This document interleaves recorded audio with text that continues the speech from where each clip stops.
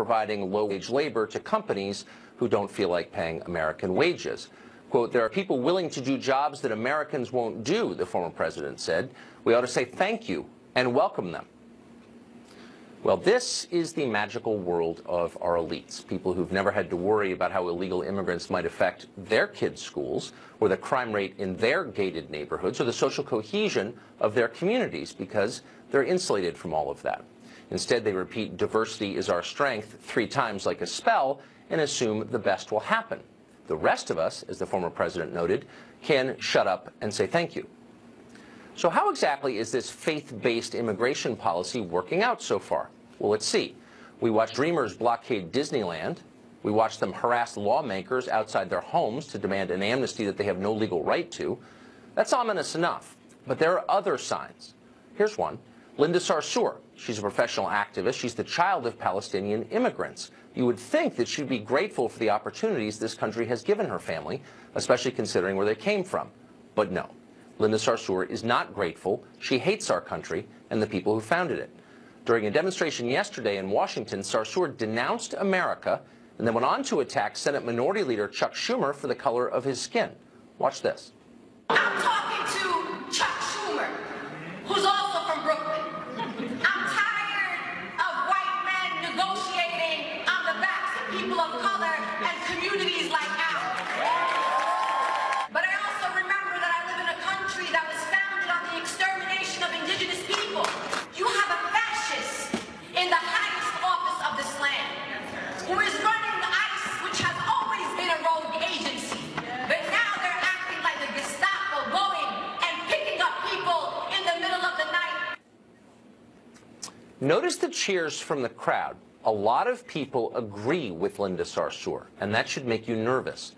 We've invited millions and millions of people into this country in recent years. There are now more immigrants in America right now than at any time in the history of the country. Is America more united than ever before? Is it stronger?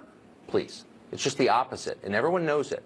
Maybe that's because our elites welcome immigrants by telling them how horrible America is and how bigoted its native population.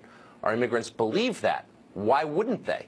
It's not their fault. It's ours. We're creating a lot of Linda Sarsours. This is a recipe for civil war. Diverse countries need a reason to stick together. They don't do it organically. Our elites ought to be staying up late, night after night, every night, trying to figure out what that reason is. Why should we hang together? A shared language, a shared culture, a shared set of core beliefs? Pick one. Our ruling class rejects all of those. Just shut up and say thank you. That's their answer. It won't end well. Ivan Sanchez is a Democratic congressional candidate in Texas for the 7th District there, and he joins us tonight. Mr. Sanchez, thanks for coming on. Thank you so much, Mr. Tucker, for allowing us to practice democracy and allowing the other side of the aisle to say a few words. Oh, amen. We do every night, and I believe in that with total sincerity. I want to hear That's people right, I the disagree American with. dream. Thank you. But maybe we'll agree on this. Tell me your response when you hear a child of immigrants say to a room full of people here illegally, immigrants, this country was founded on the extermination of indigenous peoples. Does that bother you? Well, I believe we're a country of immigrants, right? Everyone from all over the world came here and are still coming here. But right. We did, in a sense, force ourselves in to create now the greatest country that the world has ever seen. But I guess, well, we're not, I'm not an immigrant. You're probably not an immigrant either. We're not all immigrants, but there are a lot of immigrants here, I agree, and I think a lot of them... Oh, you are? Okay, great. Well, I think a lot of immigrants are good people, actually, but I think it's really important that they become part of this country, and in order to do that, you have to love the country. Does it bother you when someone that immigrants listen to, like Linda Sarsour, says this is a bad country run by racists, and its history is inherently racist? This country is built on murdering people. Do you believe that? I think they're just a little bit frustrating about the lack of representation much in Congress or our legislators. My friend, I am basically a dreamer with papers. I was brought to this country at 6 years old through absolutely no fault of my own. My mother was actually a prosecuting attorney and my father a geophysicist in the country of Colombia. And my father was kidnapped, my mom's office was blown up, and so a letter came to my mother's office saying, next time you put your kids in the school bus, they're not coming back. So we landed here. I was sold on the idea that we were coming to see the great Disneyland and Bill Clinton, and we had to start all over. But I don't know why and I'll stop you there because it's a familiar and a great story, and I'm in favor of that story. But I just want to but the details matter to me. I'm an American citizen, I suppose, like you. Do you think, you said they don't have representation, do you think people who aren't citizens deserve representation in Congress?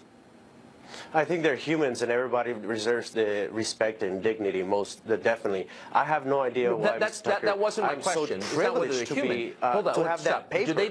Do people? Wait, hold on. Do people who are not American citizens deserve to be represented in the Congress of the United States? You suggested they were. They deserve a voice. This clear. They deserve a voice. They deserve a voice. I think even if why would they deserve a voice in the Congress? Even if I'm not asking Reagan. He's not here. Okay, hold on. I'm just asking you. So people who are not American citizens deserve to be heard in the Congress. Does that include people living in Namibia or Norway or Iceland? I mean, does the world deserve a voice in Congress? Because our understanding was, the American understanding was Congress is for American citizens. That's what our democracy is. Yeah, the people that are definitely contributing to our society and live in our neighborhoods definitely do deserve a voice. And, you know, if we go... So citizenship doesn't matter. You don't need to be a citizen to be represented by the Congress. No. Of course you do. But there's people that have been living here for longer times than I have. And pay taxes and take their kids to school and contribute to society and literally. Look, I'm not attacking him. It's just that if you're going to have a country, you got to figure out what it means to be the number one country in the world. That's what we want to do. This country provided us opportunity. How beautiful is that? We want to make sure that this country will progress. We want to stay the number one in the world, right? And there's China. I believe that, and that's why. And Russia, I want that too. Which is wait, slow down. I'm not going to let you give your speech because I probably agree with a lot of it. I want to remain number one too.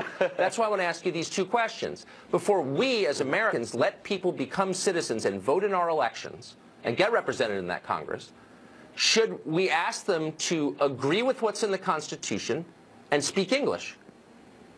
Yeah, the thing is that the last immigration policy we had is older than the internet or computers. It's very outdated. If you want to legally immigrate from Mexico or from India, the wait is 25 years old. We're almost out of time, so I'm really going to press you, Ivan. Hold on. I want to press you to answer my question, which is, should we ask that immigrants, before they become citizens, speak English well and agree with the Constitution? I agree that they need to learn the language like I have, right? Yes. And, of course, follow the law. But at times, just like my mother, right? She came here to the United States all of a sudden. A lot of people cannot wait 25 years to immigrate. So their life depends on it. They don't want to wait 25 years, but it's not really up to them. Is it up to them? If your family is under... Yeah, they can't. If their family's life is endangered, would you wait? Oh, but people's lives are in danger around the world, and I feel sorry for them, but why does that mean they have a right to live in my country? Well, the country was founded on immigration, and no, it wasn't. Actually. I mean, let's have a. It wasn't founded as a haven for the rest of the world. Whatever the poem says, that's not true. So, but I'm just saying, where did they get that right? Why do they have a right to move here if their lives are in danger?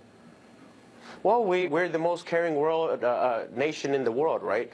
We have asylum, and that's one of the ways that I came. And this is not about even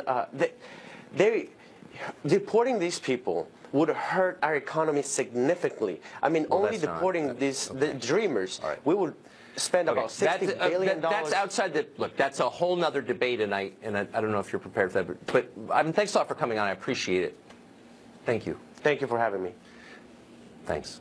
Victor Davis Hanson is a fellow at the Hoover Institution, a professor emeritus of classics at California State University at Fresno, and he joins us tonight. Professor, thanks for coming on. Thank you for having me, Tucker.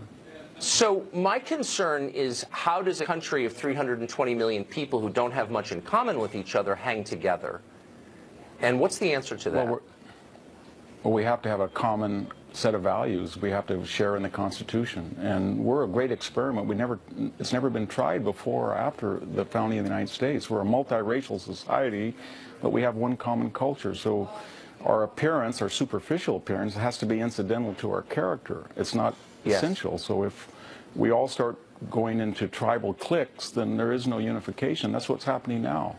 And I felt bad for your guest, but my gosh, it's not just the Trump miracle that's giving empowerment to the working entry-level classes.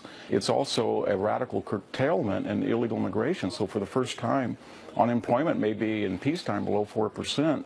And employers have to compete now. They've got to go to the barrio. They've got to go to the inner city. They've got to go to red state poor whites. And they say, you're the only game in town. And they have leverage, and that's why wages are going up after a decade. Yeah, maybe we'll do something to improve the schools when we have to, and we can't just import a new labor force from abroad and outsource that there. But why would our elites, because what you said is so sensible and obvious, I think, to anyone who thinks about it, if you have a country divided by tribe, it's going to be at war with itself. Why are our elites encouraging that, which they are?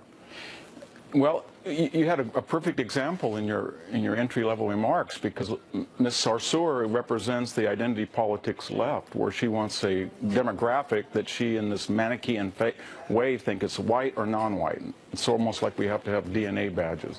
And then she's going to be the collective representative of all the oppressed non-white people for her careerist purposes.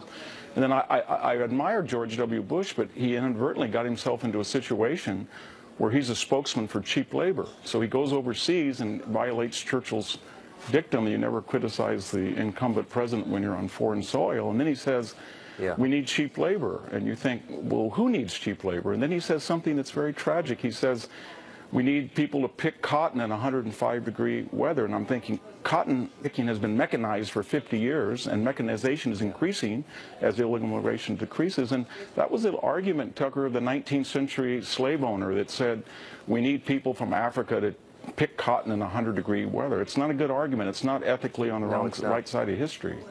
No, our ruling class hasn't updated its perceptions in a few decades. Professor, thanks for joining us tonight. I appreciate it. Thank you for having me. I want to bring you a Fox News alert. Democratic Senator Mark Warner of Virginia, Fox News has learned, texted with a Russian oligarch lobbyist in an effort to contact the author of the Trump dossier, Christopher Steele, because you can't make this up. Fox News' Ed Henry has this story, and he joins us with details. Hey, Ed. Well, Tucker, good to see you. These texts obtained exclusively by Fox News. They show, and you can see them right here, I have them, that Senator Mark Warner, a Democrat who's been leading one of the investigations of President Trump's ties to Russia, had extensive contact with that lobbyist for an oligarch who offered him access to Steele, who, of course, wrote the dossier. Warner texted at one point he would, quote, rather not have a paper trail in case he could not seal an agreement with the former British spy to testify. Steele, so far, has not agreed to interview with the Senate Intel panel. He began, Warner did, texting with this lobbyist, Adam Waldman, in February 2017 about getting testimony from Russian billionaire Oleg Deripaska, who had his visa revoked by the State Department because of charges that he has ties to Russian organized crime. Warner wanted to connect directly with Steele without anyone else being in the loop, at least at first. Quote, we have so much to discuss, you need to be careful, but we can help our country, Warner texted Waldman on March 22nd. I'm in, Waldman, who is a firm with ties to Hillary Clinton, texted back. Now, Waldman noted Steele was concerned about media leaks, so Warner sent another text, quote, we want to do this right. Private in London, don't want to send a letter yet, because if we can't get agreement, would rather not have paper trail. Now, the panel, the Senate Intel panel, got these texts from Waldman last September after they asked for them. And a Warner aide acknowledged that Warner and Richard Burr, the Republican chairman, revealed the text to their colleagues because, quote, they realized out of context it doesn't look great for Warner. But Warner and Burr stressed to Fox in a statement tonight that the chairman of the committee, Richard Burr, was in the loop about all this. Waldman, by the way, did not return calls seeking comment. He signed a $40,000 a month retainer in 2009 and 2010 to petition the U.S. government on behalf of that Russian billionaire. That billionaire, by the way, is supposed to have ties to Paul Manafort, which is why the committee wanted to get to him. But remember, this investigation started with these various committees and now Robert Mueller looking at the president's ties to Russians. Now it's being turned around a little bit on Democrats. Tucker. A little bit. Doesn't look good. When a president says he doesn't, I mean, a senator says he doesn't want, quote, a paper trail, that's not good. Ed, thank you for that. It was a great story. Good to see you, Tucker. Thanks. One FBI informant says Russia spent millions trying to influence the Clintons and the Obama administration. That next.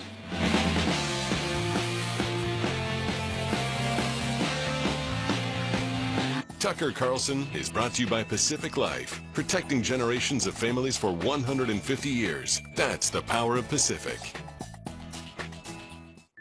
What is the power of Pacific? It's life insurance and retirement solutions to help you reach your goals.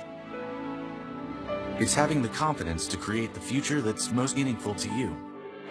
It's protection for generations of families. And 150 years of strength and stability. And when you're able to harness all of that, that's the power of Pacific.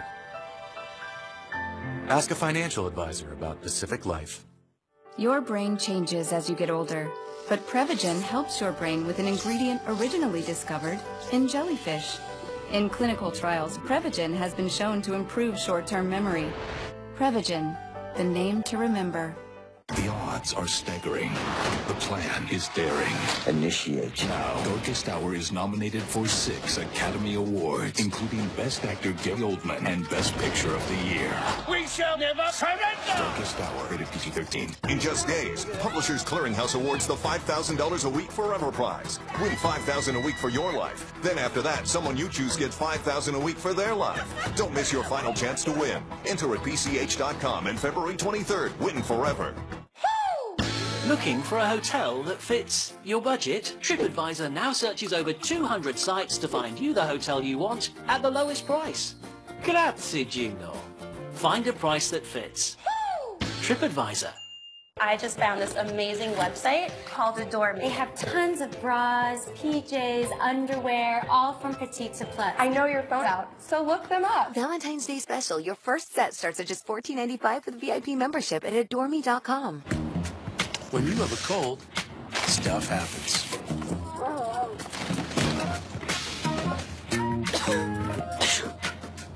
Nothing relieves more symptoms than Alka-Seltzer Plus Maximum Strength Liquid Gels. Fox News Channel on Sirius XM. Your favorite shows on Channel 114. Plus, every story, every 15 minutes. Fox News headlines 24/7 at Channel 115.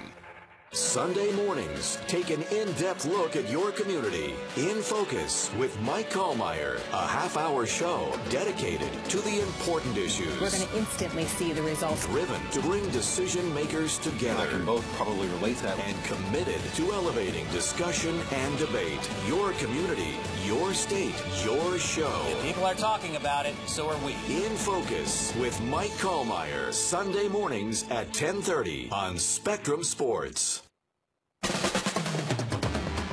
As glamorous as the Riviera, as exotic as Fiji, as fashionable as Milan, as chic as South Beach. But it's even better because it's in Jamaica. Sandals Ochi Beach Resort. It's what's new. It's what's now. It's what's next in all-inclusives. Call 1-800-SANDALS and save up to 65%.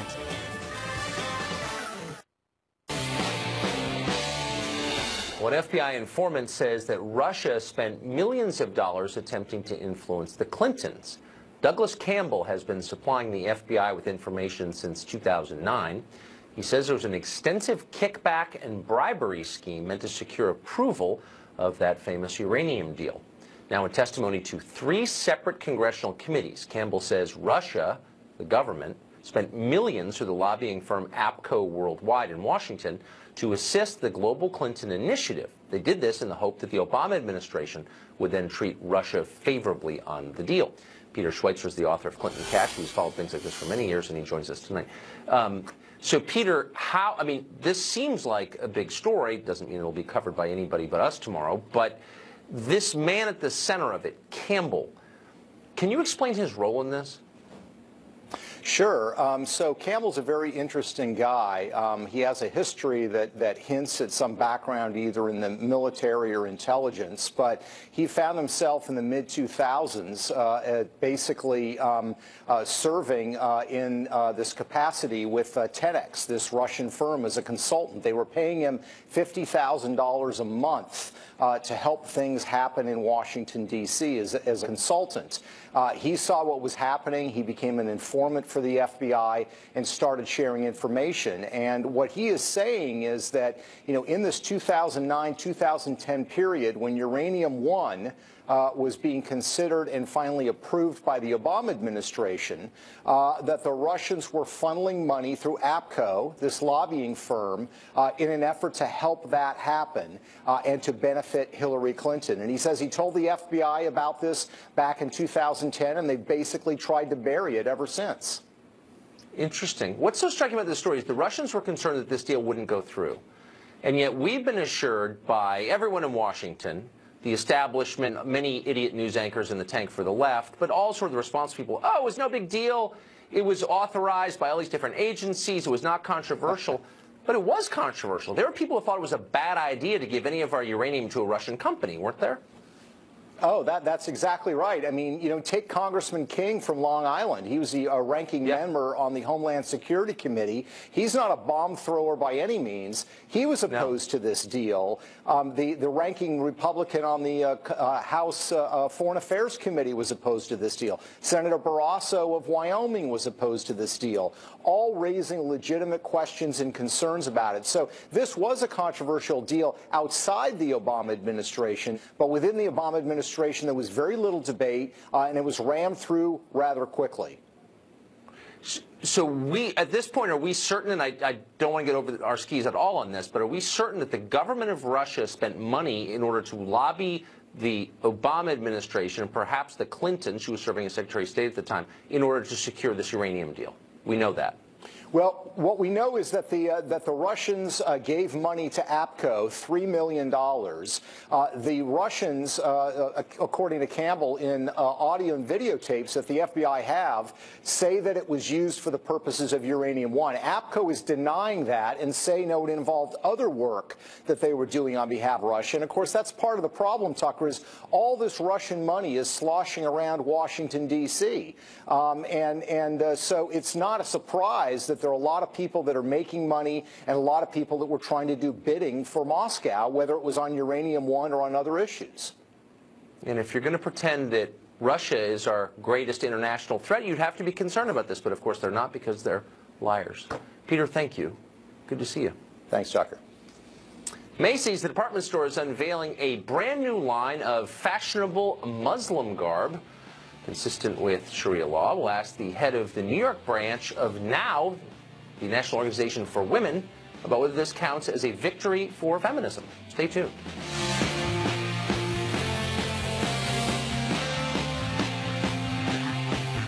I was born during the winter of '77. I first met James in 5th grade. We got married after college and had twin boys. But then, one night, the truck didn't stop. But thanks to our Forester, neither did our story. And that's why we'll always drive a Subaru.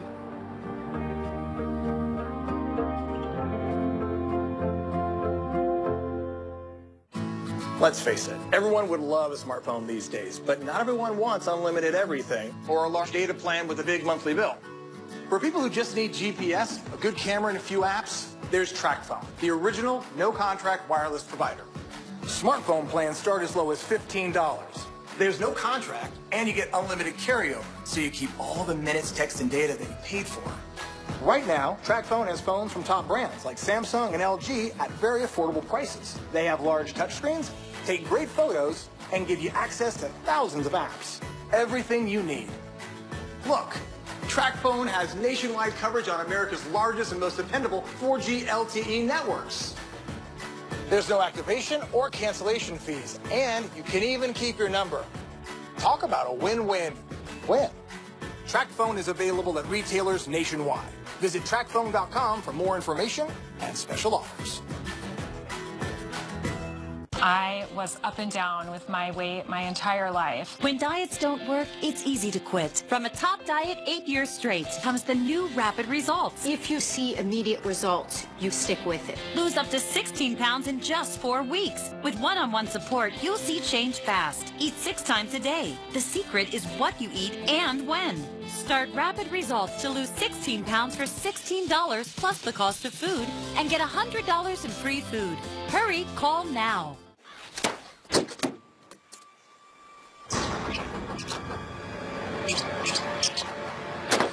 Vengeful vermin. Seen it, covered it. We know a thing or two because we've seen a thing or two. We are farmers. Bum, bum, bum, bum, bum, bum. TrueCar is great for finding new cars. You're smart. You already knew that. But it's also great for finding the perfect used car. You'll see what a fair price is, and you can connect with a TrueCar certified dealer. Now you're even smarter. This is TrueCar. Hi, I'm Bob Harper, and I recently had a heart attack. It changed my life, but I'm a survivor. After my heart attack, my doctor prescribed Brilinta. It's for people who have been hospitalized for a heart attack. Brilinta is taken with a low-dose aspirin, no more than 100 milligrams, as it affects how well Brilinta works. Brilinta helps keep platelets from sticking together and forming a clot. In a clinical study, Brilinta worked better than Plavix. Brilinta reduced the chance of having another heart attack or dying from one. Don't stop taking Brilinta without talking to your doctor, since stopping it too soon increases your risk of clots in your stent, heart attack, stroke, and even death. Brilinta may cause bruising or bleeding more easily, or serious, sometimes fatal bleeding. Don't take Brilinta if you have bleeding, like stomach ulcers, a history of bleeding in the brain, or severe liver problems. Slow heart rhythm has been reported. Tell your doctor about bleeding, new or unexpected shortness of breath, any planned surgery, and all medicines you take. If you recently had a heart attack, ask your doctor if Brilinta is right for you. My heart is worth Brilinta. If you can't afford your medication, AstraZeneca may be able to help. Well, the Muslim population of the West is rising very quickly, and that has implications for social cohesion or national security. But it's also influencing fashion. Macy's has announced a new line of fashionable Islamic garb, modest Islamic garb, targeted at Muslims.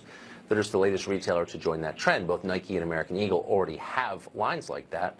What does it mean? Sonia Soria is president of the National Organization for Women in New York City, and she joins us tonight. Sonia, thanks for coming on. I'm happy to be here. So this announcement was cheered by feminists, and it got me thinking, do you think that Islam is a feminist religion?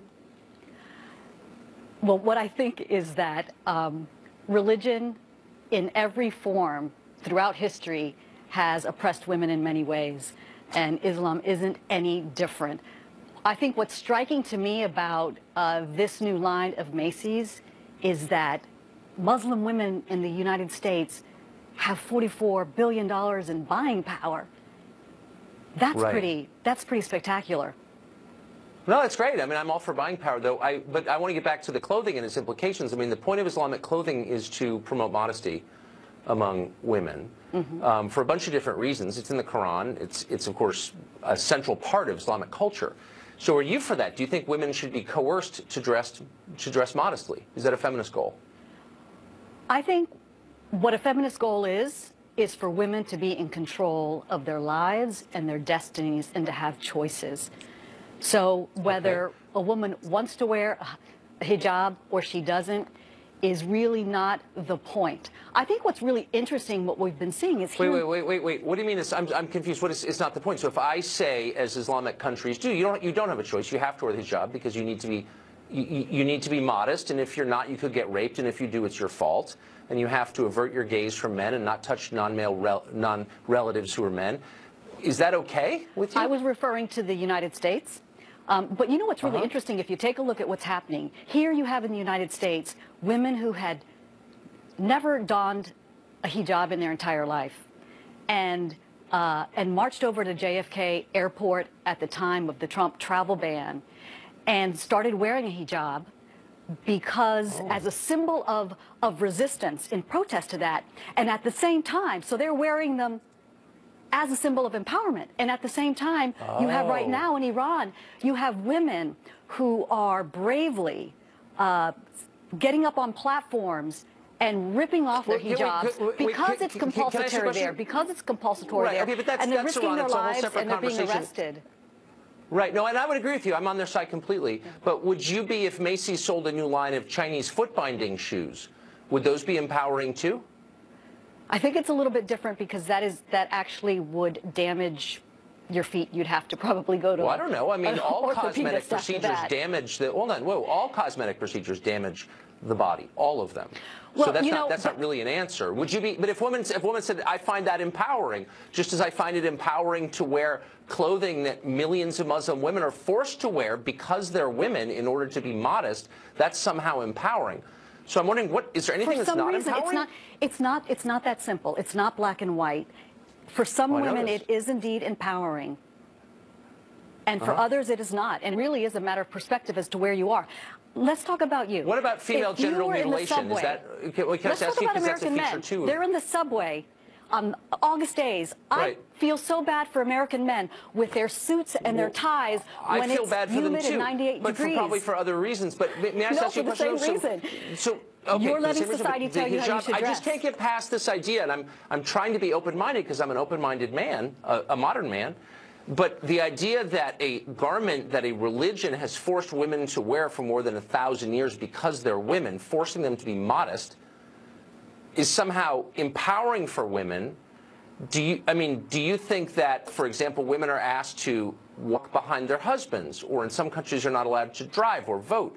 Under certain circumstances, can that be empowering? Can female genital mutilation be empowering? That's common in Islamic countries. I think those are quite extreme examples that you're trying to compare. No, I don't know why. They're all features of the same religion, and they're all gender specific. So I don't know. I mean, I think they're extreme too. I agree with you, but I think the hijab is extreme. But you don't for some reason, and I don't know why. You know, as I said, there are women who do find it empowering, but most importantly, it's really not the top issue. I don't go to work every day and think about what wardrobes women are wearing, what it represents, because I know enough women. Oh, really? Because I thought that was a huge part of women's liberation. No, I'll tell you what's a big part of women's liberation is making sure that the Trump administration does not roll back our rights to full reproductive health care. Abortion, right. I go to work every day to think about how to close the wage gap. I'm starting to think maybe you care more about identity politics than women. I'm just throwing that out there. I mean, if you're endorsing the hijab, maybe it's not really about women. Has that occurred to you? I'm not endorsing. The only thing that I'm endorsing here today with you and with all of your viewers is that discrimination is alive and well for women in this country. In the form of the hijab, for example, just to name one. No, it's alive and well, more importantly, this is so lunatic, in the I can't go on. workplace. In the workplace. What we need to do is end sexual harassment in the workplace. And the hijab, too. I'd throw that in. Close the wage gap. And if those women can do that while wearing a hijab, more power to them. And I will be there with them fighting for it. Or FGM, whatever it takes. Sonia, thank you so much. Great to see you. Thank you so much. It's been fun. Thanks. America appears to be getting sucked into a war in Syria. The shooting started last night. Did you know that? Most people didn't. Will this help you? Will it help America in any way? We're going to talk to someone who supports it. We'll be right back.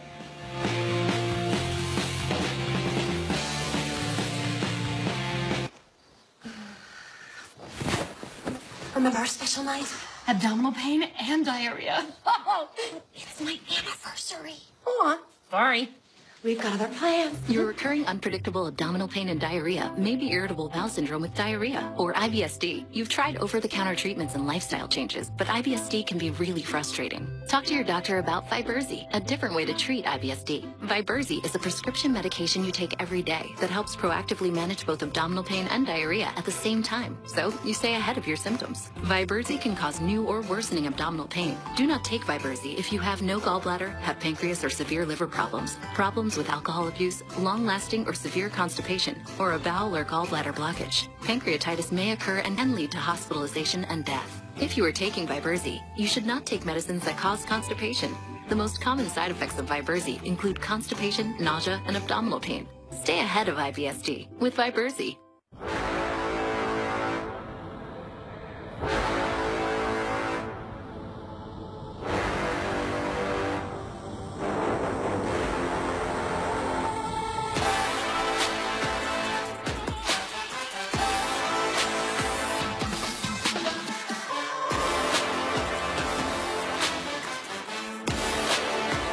Introducing the new Infiniti QX80. Infiniti, empower the drive. Each year, Sarah climbs 58,070 steps. That's the height of Mount Everest.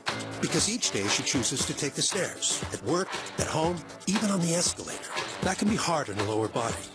So now she does it with Dr. Scholl's orthotics, clinically proven to relieve and prevent foot, knee, or lower back pain by reducing the shock and stress that travel up her body with every step she takes.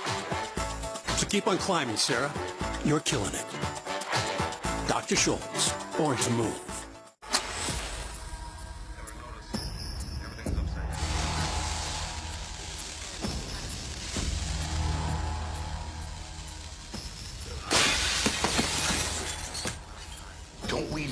cable box to watch TV?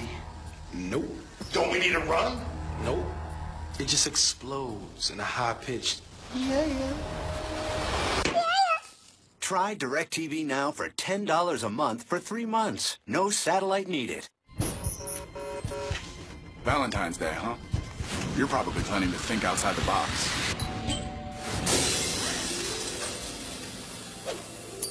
My advice? Don't.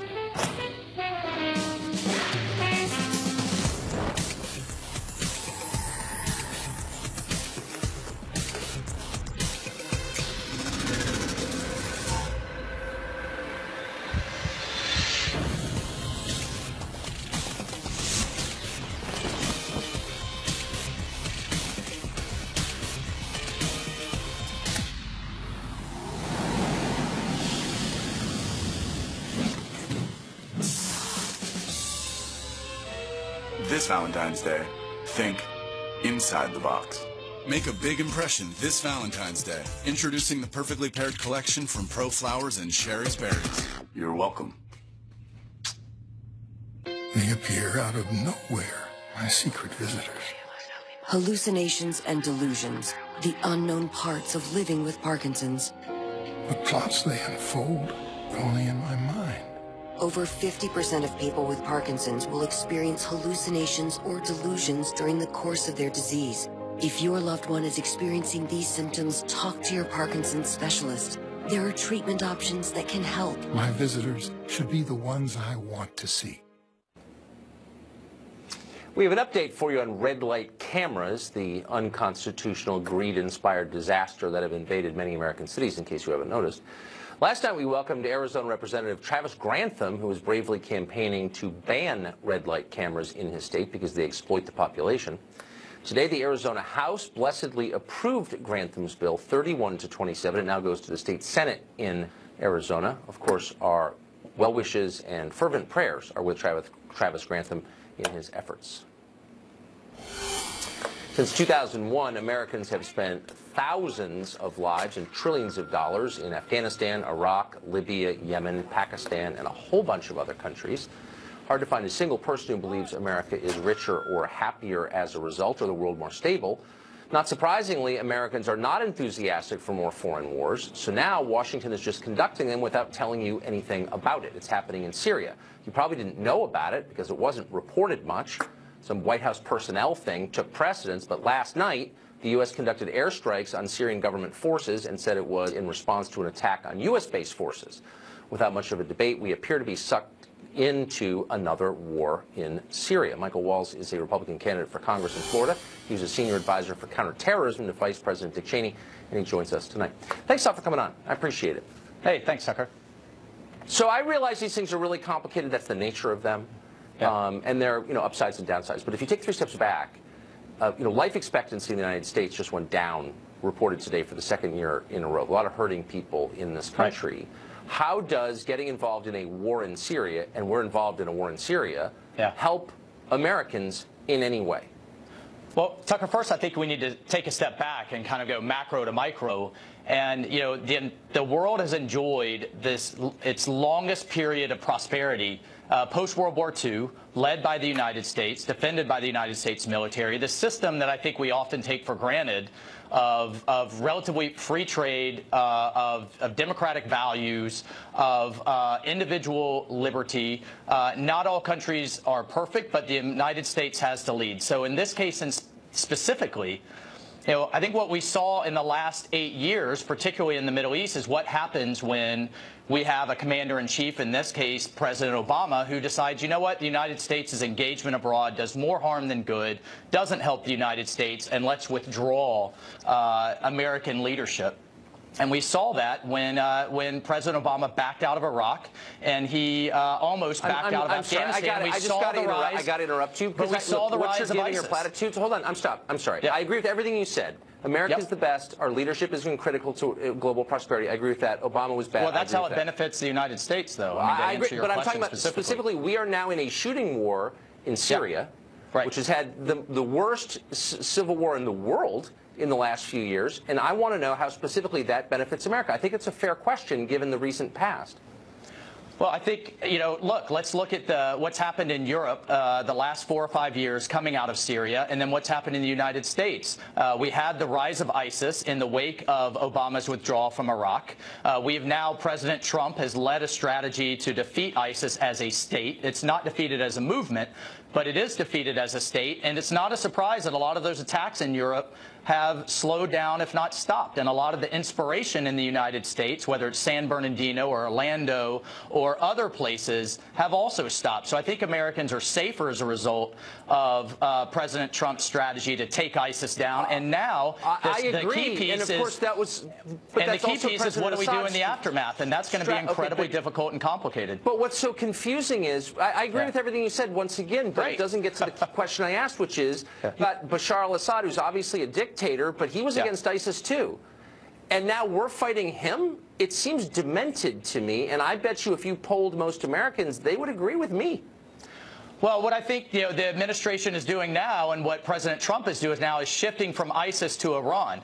And Russia is heavily involved. And there's a lot of people, I think, rightly asking, why not just let the Russians take care of it? Well, I'll tell you a couple of reasons. One, the Russians don't care about ISIS. They care about defending Assad. Two, they're aligned with Iran, and Iran has made more gains in the last decade under the Obama administration in terms of advancing its hegemony, which is not in the United States' interest or Israel's interest, than they've made in the last 1,000 years. And three, I'll quote a former NATO commander who said the Russians have weaponized refugees, piled them into Europe, allowed ISIS to infiltrate, and have done more to destabilize our partners in Europe than the Warsaw Pact ever did. So I think all of those things, Tucker, are in our interest. With respect, that's just pure propaganda, in my opinion. The Russia and Iran are bad. I'm not defending them, but they didn't do that. I mean, as you know. Anyway, I wish we had more time. Thank you very much for joining us. All right. Thanks. Parades are fun. President Trump wants to throw one for the 4th of July, and a lot of people are collapsing into panic. That story's next.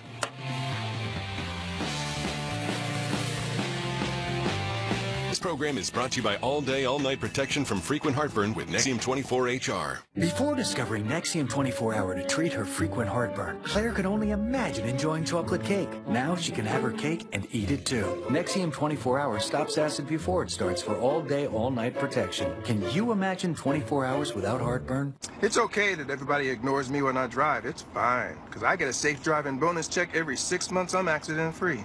And I don't share it with Mom, right, Mom? Right. Safe driving bonus checks only from Allstate. Switching to Allstate is worth it. Hey. Pass, please. I'm here to fix the elevator. Nothing's wrong with the elevator. Right. But you want to fix it. Right. So who sent you? New guy. What new guy? Watson. My analysis of sensor and maintenance data indicates elevator 3 will malfunction in 2 days. There you go. You still need a pass. If your moderate to severe ulcerative colitis or Crohn's symptoms are holding you back, and your current treatment hasn't worked well enough, it may be time for